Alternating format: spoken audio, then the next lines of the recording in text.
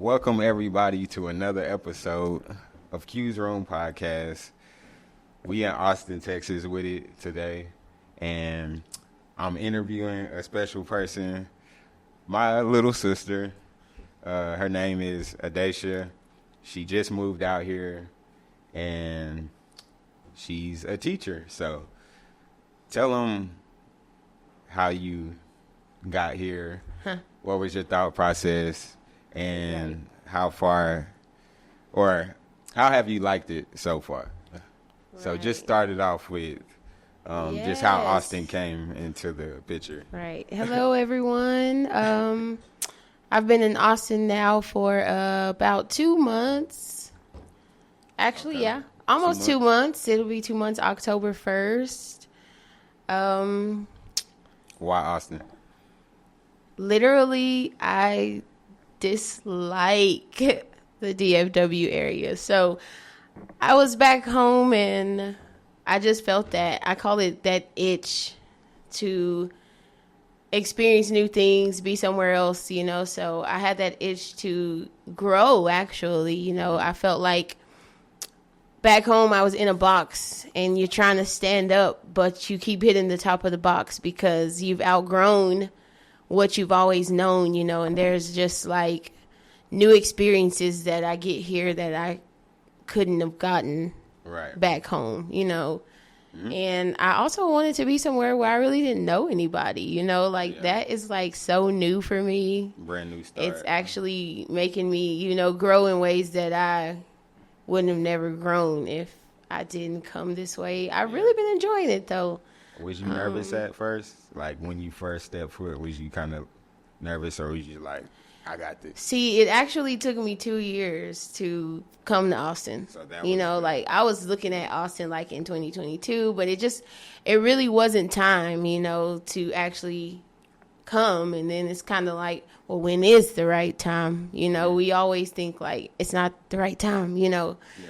And sometimes it's not the right time, but also sometimes it's just us in our comfort zone, and we don't want to get out of our comfort zone. Right. So, like, when it's comfortable, you just have this comfort. But for me, it was becoming uncomfortable, you know, and I was just like, it was just so many things that I was like, okay, this obviously you got to go somewhere else. Like, this is not going right for you. This is not going right, you know, and it was just kind of like, there's just other experiences that I could have. Yeah. And so I was like, I mean, I'm going to go to Austin. I told my parents, and they're just like, they weren't feeling it, actually, but, you know. I told my parents, like, we ain't got the same. Right. I told my parents. Well, but, I was talking to audience because you asked me to tell them how it's been for me. Yeah, for sure. So I talked to our parents, and they're just like, My mom really didn't want to hear it at first, but, you know, it's been cool. It's been cool. So she kind of eased up right now. Yeah. Okay, so this was a segment that I was supposed to do before we got into the questions, but it's a game. It's called Off the Dome. So it's a little icebreaker game. And so I'll say a random word, and you got to respond with the first thing that comes up in your head. Okay. And so I'm going to give you 10 words. And so you just pretty much responding as quick as possible. All right. So first word, porch. Light. Trash. Can. Light. House. Spider. Web. Longhorn. Texas. Cup. Drink. Bat. Man. Nacho. Libre. Elevator. Ooh, button. Flight. Attendant. Okay. I mean, hey, I'm pretty good at good stuff. All right, so that's Off the Dome. I had a question about your teaching career. Do you feel like it's more of a passion or a gift for you? I actually feel like it's a gift, but first say like a calling. Right. You know, because for me it's like, it's parts of teaching that is not easy, but for me, for the most part, I feel like I handle it very well, you know, and as of right now, this is my 4th year teaching, but I've taught 1st, 2nd, and 3rd grade. So I've gotten to see diverse bit of classrooms, everything. you know, like I've gotten the diversity of most of elementary. So it's all right. I believe that it's a calling, you know, because I mean, you encounter people that you just like, maybe you should work at a bank, like, Yeah. you know, like maybe you should work where it's quiet, you know, stuff like that. But for me, it's been really cool. I really enjoy it. When did it spark in your head that like I should be a teacher? Because I know you always dealt with kids. You always been good with like younger. Right. But so when was it like, okay, maybe I should be teaching them, you know? Because you always been like Right. caring for Right, them, right, right. you know, Yeah, like babysitting I'm like in the there, family, like, but oh, if they should there, they could go, teaching you know. is different. Yeah. You know? Yeah. Whenever I was in college, actually, like, I mean, all as a kid, I would play teacher. Like me, I had a cousin. We played teacher all the time. Like our teacher used to give us their teacher edition books, and they used to let us take them home over summer because you know. So we would play like teacher all the time, and that was kind of like okay. But really, when I went to college, I started working at a Boys and Girls Club, and in that Boys and Girls Club, we have kids that ages from 5 to 15. You know, and it was like over 1,000 kids in that one Boys and Girls Club.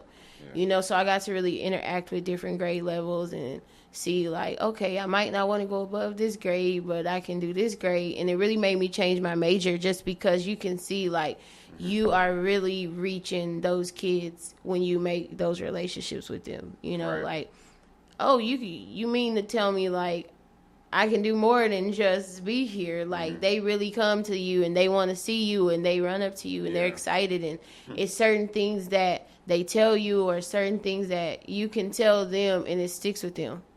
You know, and for me, I was like, I don't think I always had the best relationships with teachers because I just felt like I really didn't interact with them, so they didn't really try. So do you kind of try to want to be the opposite of as far as what you grew up being taught by? Yeah, because I know it was a lot of like mean teachers and you know teachers that didn't really put in the time and the love for like the kids and stuff. They just there for the paycheck, you know. Yeah. But so it's definitely a gift. I see a little bit of passion too. Like I would feel like it's both, but definitely like more of a gift, you know, because everybody can't do that. Right. And so we're going to move on into, we still talking about your teaching career as well, but we're going to move into like your childhood since we talking about kids already. So how do you feel like your childhood was? Do you think you had a fun childhood, or is it something that sticks in your head about, you know, just being a kid? Like what's something that you was like real thankful for, like, as a kid? Right. I'm thankful for like just the community that we have. Yeah. You know, like some kids like they raised in a big city and that's for them, but I feel like specifically for me, our small town is really like what made me like thankful for a lot of things. You know, like yes, you can venture out, but as a kid, it just gives you this safety that you don't really have other places. You know, like everywhere you look in our town, at least your mom knows somebody. Like if you don't know them as a kid, they know your parents, you know, and then like it makes you feel safe, you know, and you don't have to be on edge all the time because you don't know what's coming next. It's just like, okay, this is the routine we do every day. It's okay. Like, you know, we weren't riding buses across like 30, 40 minute spans, you know, and I'm just like, for me individually, I was really thankful for that, you know, because I mean, you just have this comfort and this safety, and those people are like the people that even as an adult, you remember like, oh, this person helped me this day, or this person helped take care of me this day, you know, and like you even like your coaches and stuff, like you might have went to their house or they give you a ride, you know, that can't really happen in big towns like that. You think I was gonna ask you, you think you could have went further like in sports, if you really tried, or you just no. no. Not because I wasn't good. I just feel felt like like he's pretty good, at that age I didn't have the discipline that I have Yeah. now.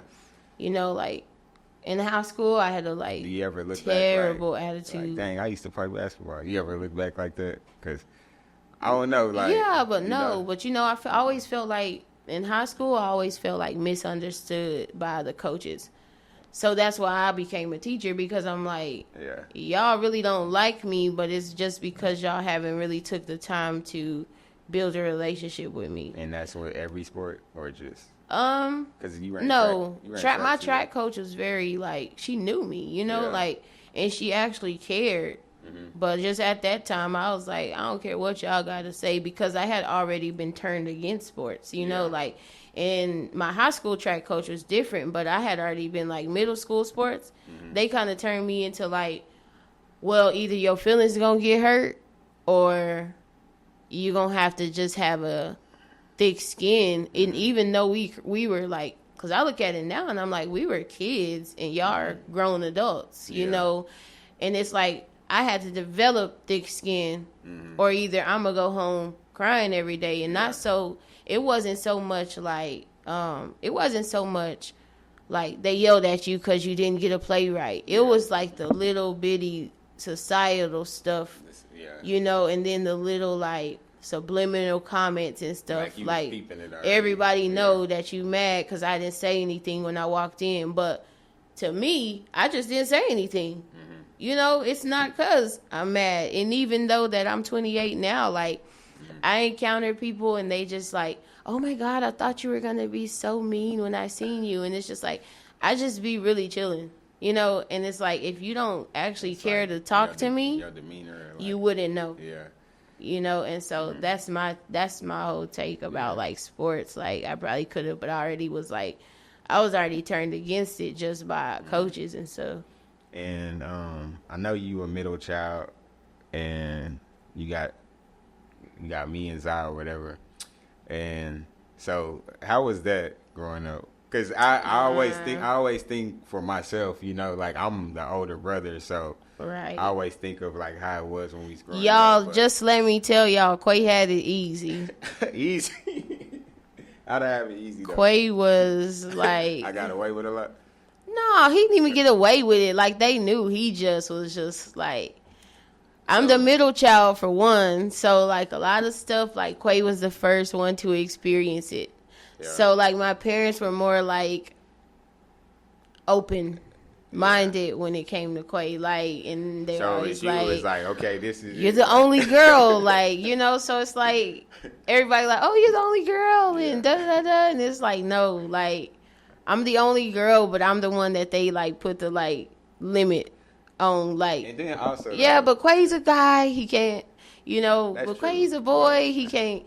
And so now, like, when I moved to Austin, I was like, if I hear that forever, then I'll never do anything, you know. And my mom finally was like, yeah, you right. Like, I want you to experience everything that you can. But, like, back then. Yeah. And then especially my grandma, she was like everything. She kind of old school, y'all. So she just like, no, you don't need to. Still saying that. And it wasn't because they were trying to hold me back. It's just like sometimes you have that, you're reserved and you have that fear because of how the world is today. Yeah. You know, and you can't really even blame them like for that. Yeah. But it's like until you get out and do those things, it's like, right. Come on, like it's not as bad, you know. They see me now and they like, oh girl, you done moved to Austin, you know, and they like see that I'm okay, you know, and now they like, okay, she can do it. You think you'll still be the same person if you didn't have brothers? Like, do you think? Probably not, because in a way, like I don't know if we changed anything, but it was just like, I guess, to have siblings in general. I don't think I could be an only child. That'd be different, but I don't think I would be. Why not? Like, my personality is too heavy. So like, my parents probably needed mellow kids because you had a lot of personality. That's like, I was not the mellow kid. Like, I wasn't like bad in behavior, but I was like very smart. So like I was like, I was the mellow kid. you can tell me something, and if it doesn't make sense to me, like I want to know like why or the details. You know, my brothers were very quiet and reserved as kids, so they're just like, okay, Yeah. you know, and I'm like, why can't we do that? Do you think you be feeling like the big sister sometimes? Definitely. For real? Even Definitely. No, only time like I don't feel like the older sibling. Like when we go places, I just feel more comfortable. Like if one of my brothers are there, and then I'm like, okay. But like in other ways, yes. Okay. Because, but I think it just plays into like you being the nature of a woman too. Because yeah, but I mean, we take care of things that y'all don't. Yeah, but it's so many. Like if you think about it, most girls that have brothers, it's not like that. They just be like, "Oh, I got brothers," or you know, right? It's more like that. But y'all would never like. Well, I ain't gonna say. I mean, that. I ain't gonna say that. We'll protect you, but I was about to say I don't know if they'll fight, but I mean, we'll fight for sure. But it's I don't know. I guess just I don't know. We not tough guys, right? But like even in high school, like I was doing your laundry still. So you know, so that's why I said like, oh, there's it. She ain't had to tell that, but yeah, man, getting the bags ready for games and everything for him. Like, I don't think I knew how to. Your shoes are in there. I put your compression shorts in there. Your sleeve is in there. Like, so like, yeah, like a mom junior, right? Yeah. But yeah. But at the same time, I was thinking, like, she probably be feeling like the bigger sister. Right. But it's some things that, like, when we went to Chicago and stuff like that, yeah, I felt like I was a big brother. Yeah. You know?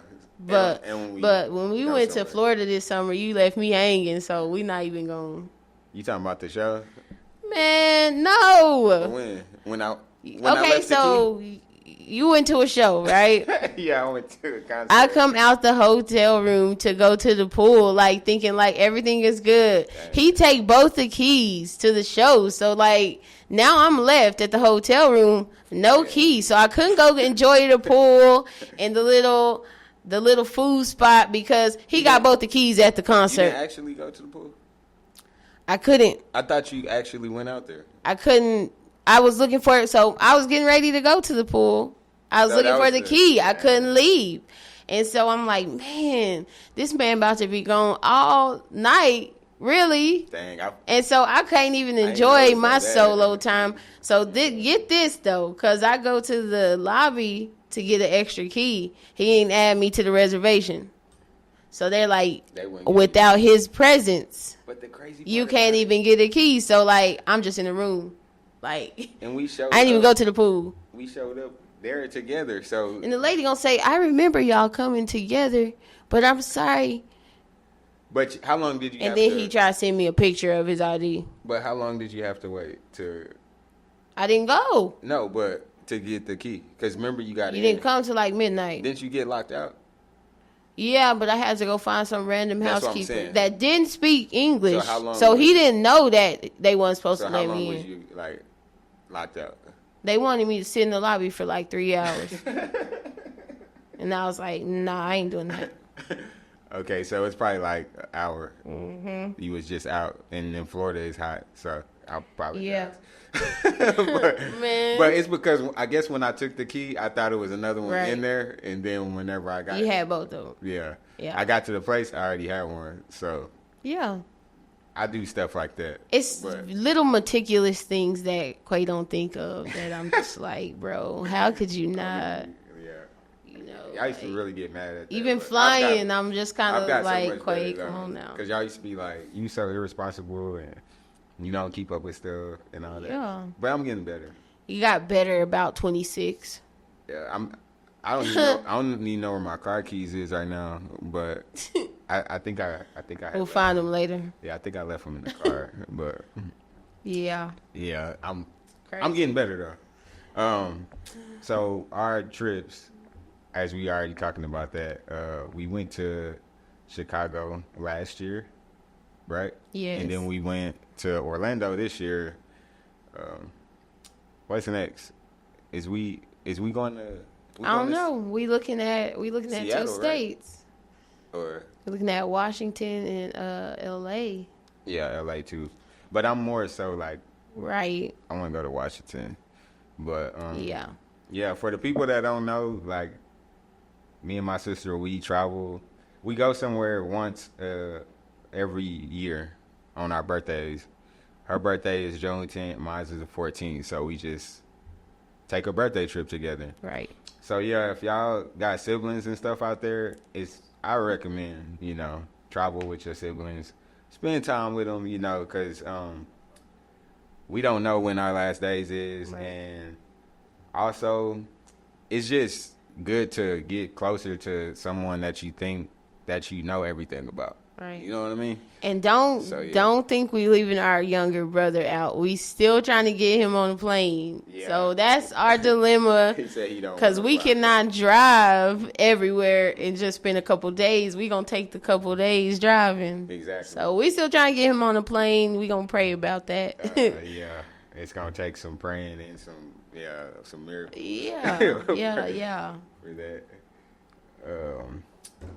What else did I have for you?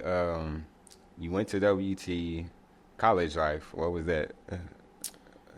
I think I'm very grounded. So like college life, it gave me a lot of experience that I wouldn't ever have if I didn't go to college. Just like in the way of like how to handle things and like spiritual warfare, because you get to college and it's like, to me, it's the devil's playground. Mm-hmm.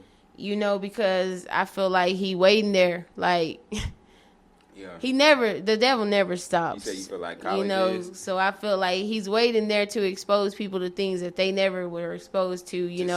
Which way you gonna go? Yeah, and if you're not grounded when you go to college, you gonna have to experience a lot of things before you do become grounded. Mm-hmm. And for me, it was just kind of like, I had my fair share of like little things, but it wasn't like, oh, we had that thing jumping, like we was partying every day. Like it wasn't like that for me, because I was always like. And then another thing about college, those are the times where I feel like, I'm sure, I don't know if you had some times like that, but like you felt like you was the only one there, like. Right. Your back was against the wall and you didn't have nothing. Sometimes you feel like giving up. Right. Being in college, is that also what helped you, like, being able to be independent? And Right. For me, I just felt like the lifestyle that I wanted, I knew I had to finish. Mm-hmm. I knew, like, you have to get your degree because what else would you do? That kind of was my thought process, like, during college. Yeah. Because there was plenty of times where I was just like, I would just take my classes online because I was like, I don't even feel like seeing people. I don't even feel like walking around the campus and doing all the extra greeting. So I just take my classes online, And then there was certain times where, like, I was asking my parents, like, can I transfer out? Like, can I go somewhere else? And they like, what about your credits? And but like I still have friends from college today. It's not very many, but it's the ones that I hold very close to my heart, because you literally met these people just out of nowhere, and they become some of the people that really would answer the phone for you at any time, would come through for you at any moment, and so I'm really grateful for that. And then it's a level of independence that you get in college. But you're not really full out independent in college. Yeah. Because, say, for instance, you living on a dorm. You're independent, but it's not to a paying all the bills level. Yeah. So for me, I was thankful for that. Yeah. And it kind of can get rid of some of that fear that a lot of people have, like, well, I can't be away from my parents, but like you go to college and it's just enough independence and freedom to help you. Do you have an end goal as far as you with teaching? I'm sure you're going to be growing. A lot of people ask me that because, like, I've had, like, even like people I work with just this year, for example, like somebody asked me, have you ever thought about getting into leadership and becoming a principal? And I'm just kind of like, for me, I just like teaching. Like, you know, but like, who's to say, like, I'm going to reevaluate that question a few years down the line, because we're always growing and we're always evolving. And right now I am comfortable being a teacher, but like a lot of people think they see like leadership role in me. And I'm just like, I mean, thank you. But right now I just like being in my classroom with my little 16 first graders. Do you look at teaching as like, I don't know, like, do you perfect your craft as far as like with teaching? Teaching is like, how could I be better as a teacher? Do you ever? Yeah, but you're like, teaching is like any other thing. Or it ain't really no right. Structure, huh? Yeah. It is. But I'm saying no, like, no framework. Right. Or like you saying, I mean, like, no one size fit all. I mean, yeah, like, but how you was teaching the first year, you're probably way better than that now. Right. You know what I'm saying? Yeah. So, like, was there anything that, because when you first started, right. It was maybe some things that you looked at like, okay, this is something I know. Right. Teaching is I think it's a ever evolving craft. Like, you don't ever perfect it. You do get good at certain things, but I don't think it's ever perfected, because the generations you get in it's changing, are constantly changing. Yeah. You know, so like your class 7 years ago is going to be nothing like your class today. Mm-hmm.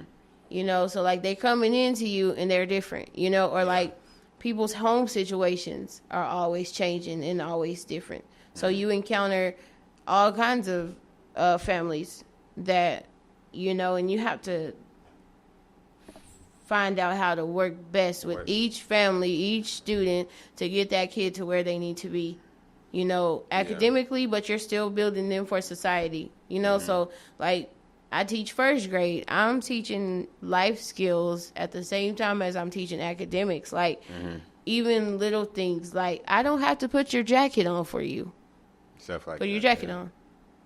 You know, like little things like that. So I think it's ever evolving. It's not like when you become a banker, you have the same routine. So it's just like, oh, I just count the money. And Exactly. You know, no one really ever says, how could you be a better banker?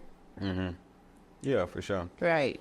Okay, so I have a fun segment as well, but I wanted you to get that off your chest, because I felt like, I don't know, you don't really have the space and the ability to be able to express, you know, your love as a teacher. Right. You're kind of just going by example. So some people that might want to be a teacher as well might, you know, actually take notes. But yeah, you doing a great job coming from me, and, you know, just keep on pushing and learning, you know. That's what I would tell you.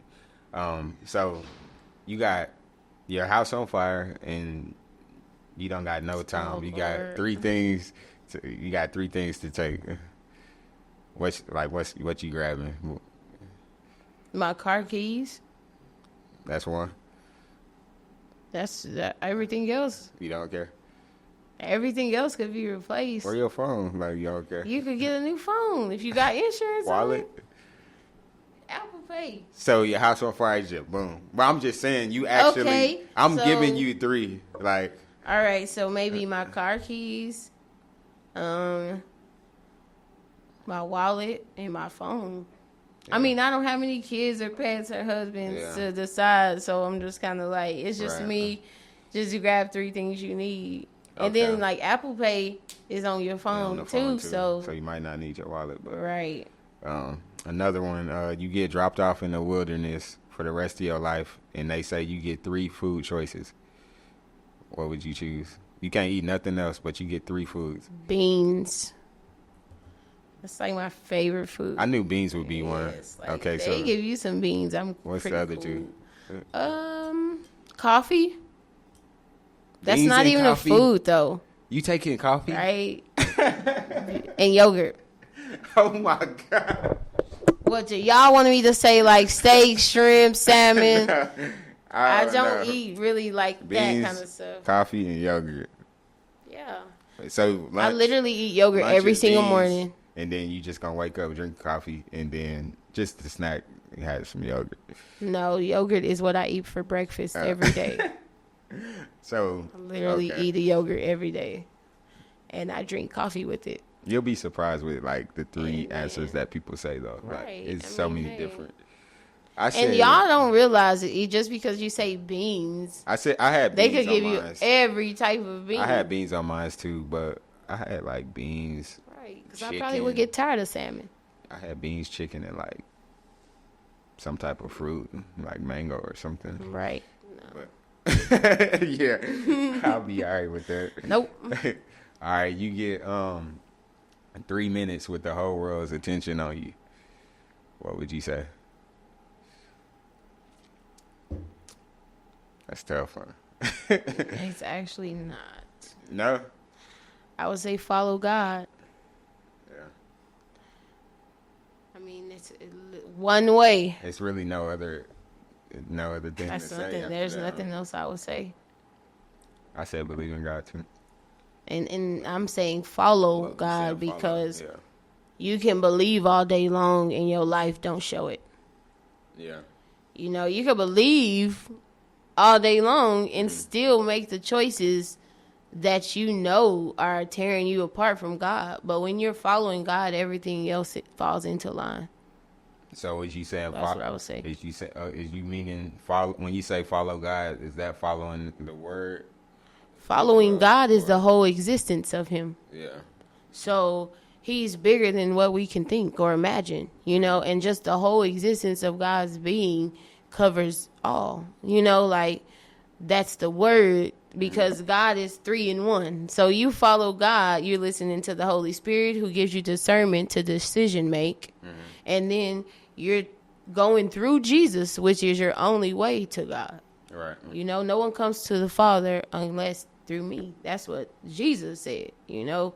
And so since He's 3 in 1, you get everything that you need. Y'all take notes. Yeah. For real. But that would be definitely great for the whole world to hear. I think it'll be a way much better place. If people would Right. I actually mean, take believe that. in God, okay, So, But, I mean, I guess life just has to be what it is, you know? yeah.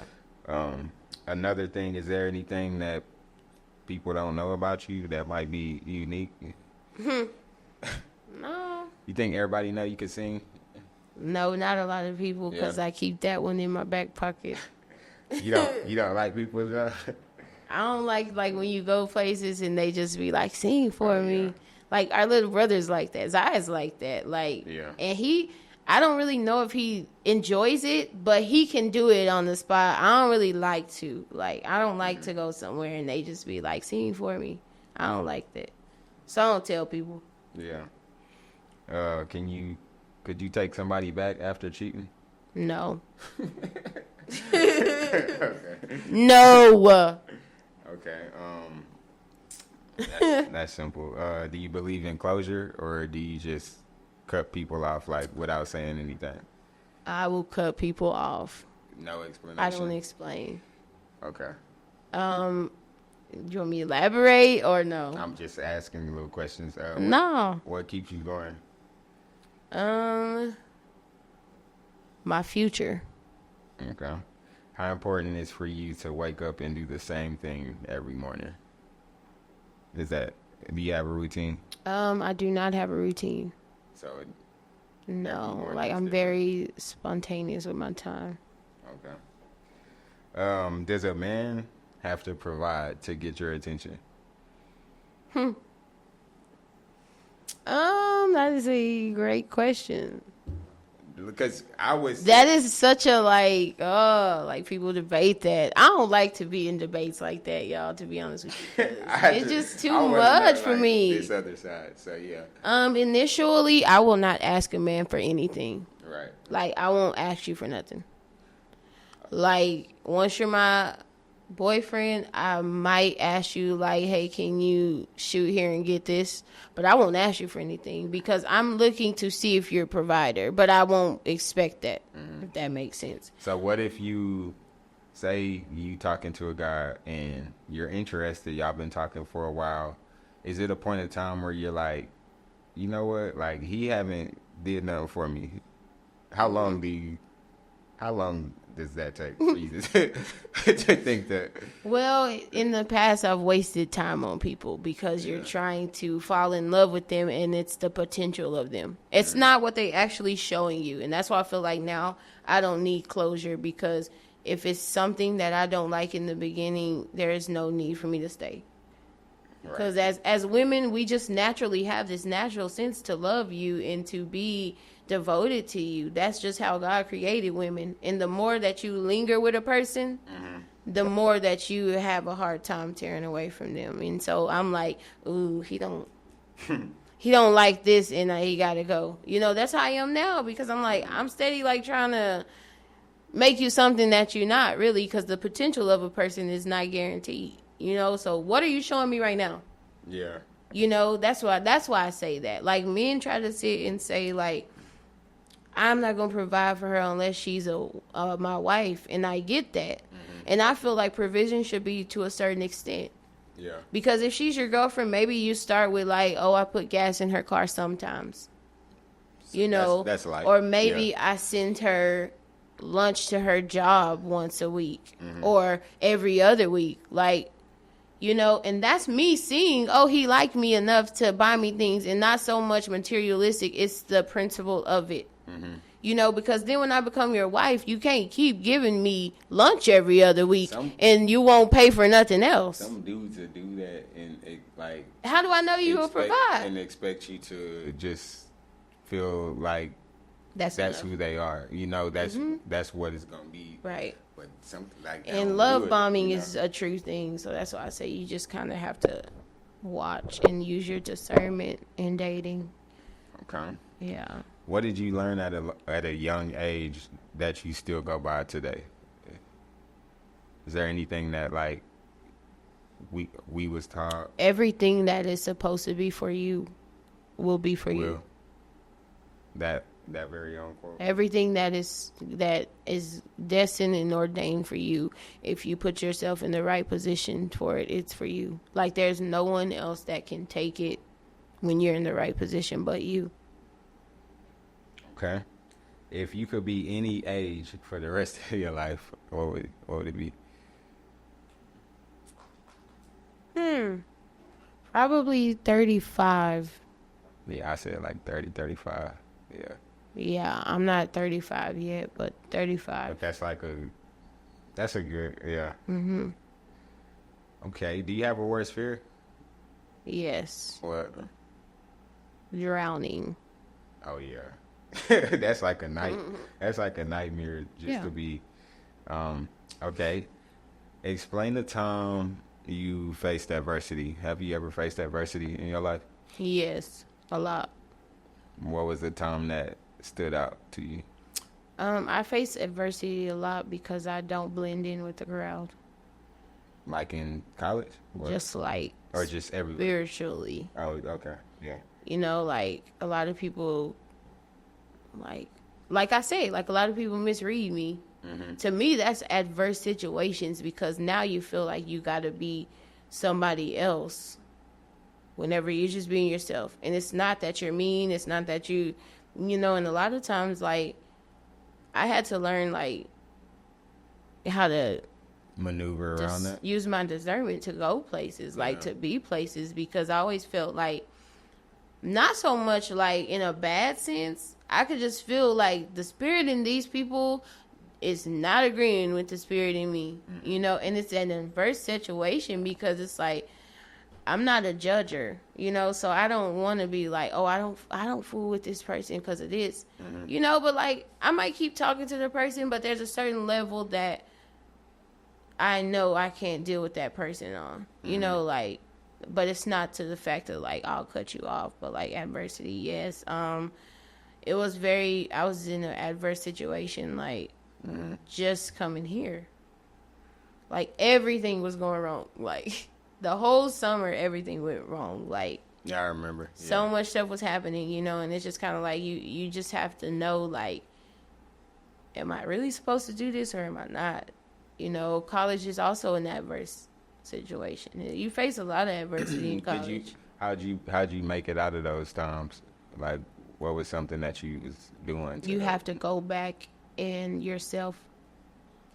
Like self-reflect, or you can't look for comfort in other things. Like, you have to sit with yourself and be like, okay, Daisha, you're going to have to either do this or do that. Or, okay, Daisha, you need to really change this about you, though, because you won't get new results if you don't change this about yourself, you know? So I feel like you always have to go and sit back with yourself. You have to be willing. You know, and a lot of times we want to, like... That's accountability, too.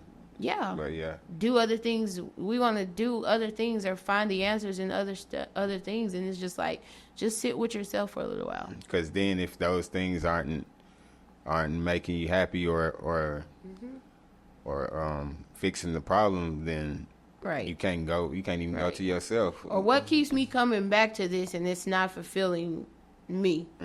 You know, what keeps me doing this and it's not working? Like... And also, you got to know, like, what's good for you. Yeah. You know. And if you don't know yourself, you can't know what's good for you. Did a lot of time being alone help you with that? Or would you say just your relationship with God?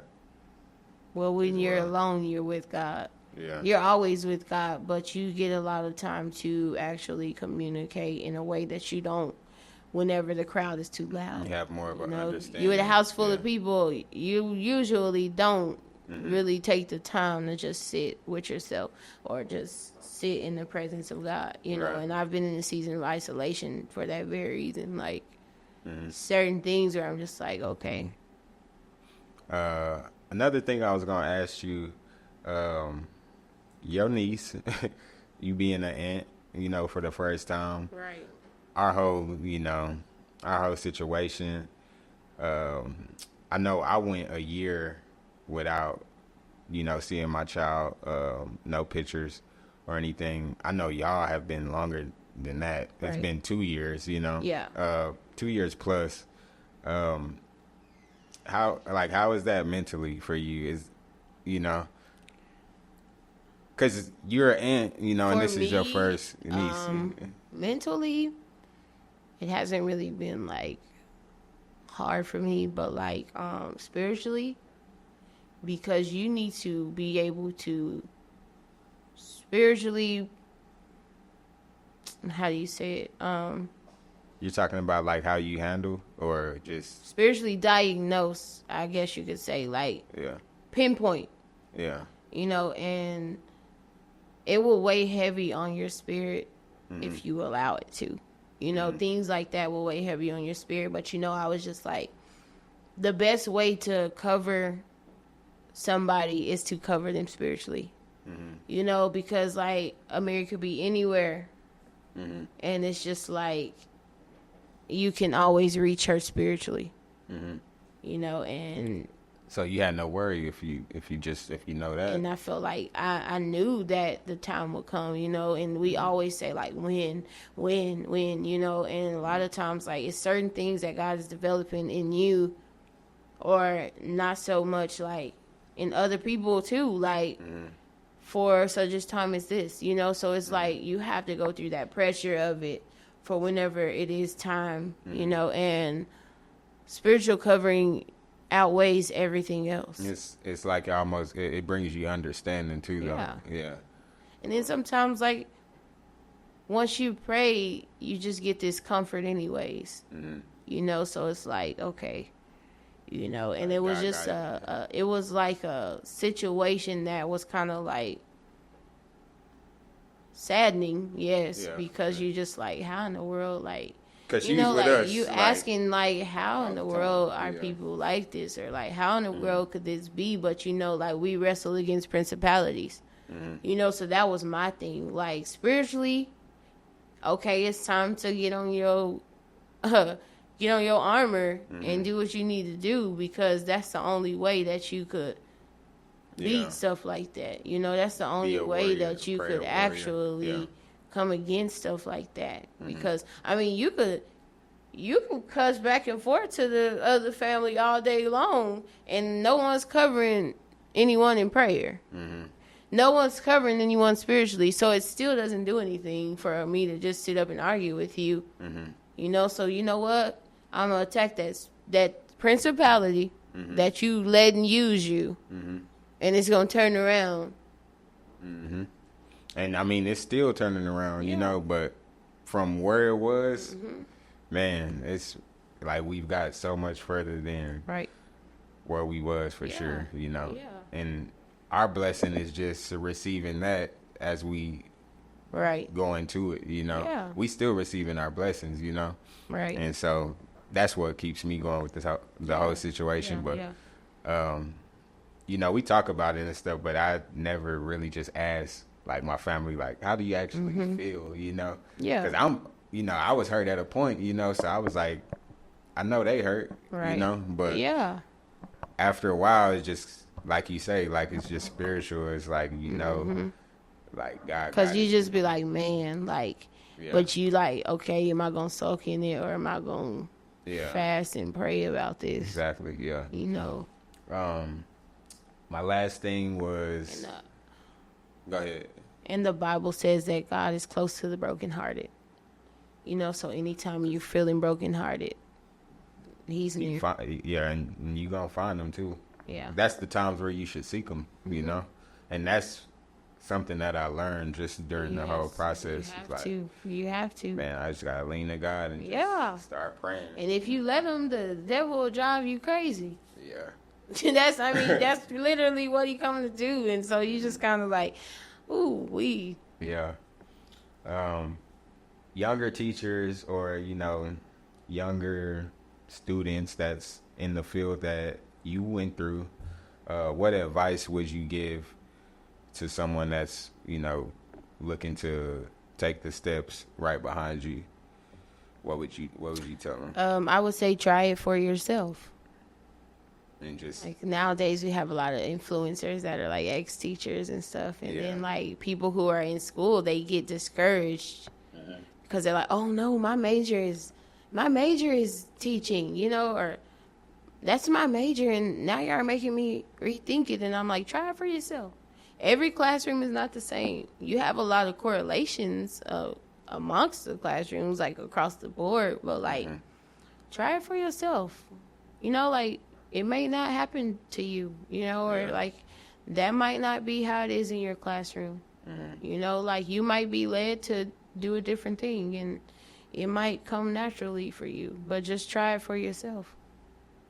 noted. I mean, you can always do something else, but don't just be like, oh, I'm not going to try it all because this teacher said that she Right. did this and she quit, Yeah, you know? for sure. Yeah. And I'm not opposed to teachers sharing their experiences either because parents need to see it. Like, y'all need to know, like, this is not helping, Yeah.